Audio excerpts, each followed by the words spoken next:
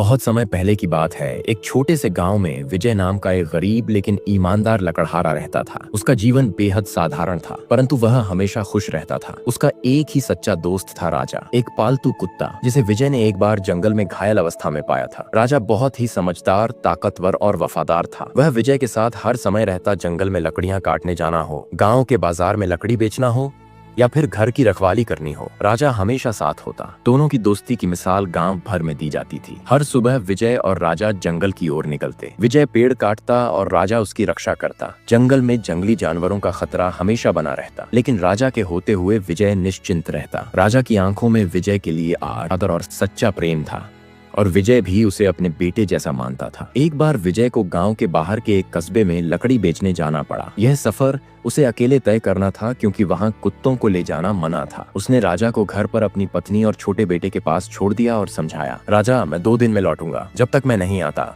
मेरी बीवी और बेटे की रक्षा तुम्हारे हाथ में है। राजा ने विजय की आंखों में देखा और हल्के से भौंक कर जैसे भरोसा दिलाया कि वह पूरी जिम्मेदारी से अपना काम करेगा। विजय की अनुपस्थिति में एक रात ऐसा हुआ कि एक तेंदुआ गांव की सीमा में आ गया। वह भूखा और आक्रामक था। वह विजय के घर की ओर बढ़ा, जहां विजय की पत्नी और बच्चा गहरी नींद में थे। राजा, जो हमेशा दरवाजे पर सोता था, तेंदुए की आहट से जाग गया। उसने देखा कि वह घर की ओर बढ़ रहा है। राजा ने बिना समय गंवाए उस पर भौंकना शुरू कर दिया और उसका ध्यान घर से हटाने की कोशिश की। तेंदुआ अब राजा की ओर बढ़ा। दोनों के बीच भयंकर संघर्ष हुआ। तेंदुआ ताकतवर था, पर राजा में अपने मालिक के परिवार की रक्षा का जुनून था। उसने अपने प्राणों की परवाह किए बिना तेंदुए को दूर भगाया। इस लड़ाई में राजा बुरी तरह घायल हो गया और उसने तेंदुए को घर से दूर रखने में सफलता पाई। जब सुबह हुई, विजय की पत्नी दरवाजा खोलकर बाहर निकली तो उसने देखा कि राजा लहूलुहान हालत में जमीन पर पड़ा है। पास ही कुछ खून के निशान और तेंदुए के पंजों के निशान थे। पहले तो वह घबरा गई, और जब राजा की हालत देखी तो समझ गई कि उसने रात भर उसकी और बच्चे की जान बचाने के लिए संघर्ष किया। वह फौरन लोगों को बुलाने गई और राजा को घर के अंदर ले आई। गाँव के वैद्य को बुलाया गया, जिसने कहा कि राजा की हालत गंभीर है,